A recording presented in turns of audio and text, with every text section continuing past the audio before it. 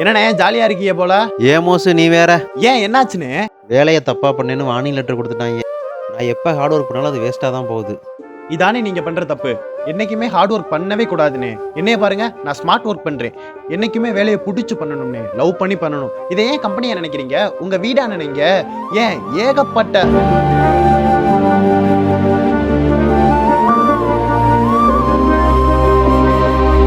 சரியானே புரிஞ்சுக்கிட்டு ஃபாலோ பண்ணுங்க. ஏய் மோசு, உனக்கு ஹச்ஆர் ஏதோ மெயில் பண்ணிருக்கு பாத்தீங்களா? சொல்லி முடிக்கல, அதுக்குள்ள ப்ரொமோஷன் லெட்டர் தள்ளுச்சு. நீ வேலை ஒழுங்கா பார்க்கணும்னு வேலையை விட்டு தூக்கிட்டாங்களாம். இதில் எனக்கு வேற வந்து அட்வைஸ் பண்ணிட்டேன். ஆமா.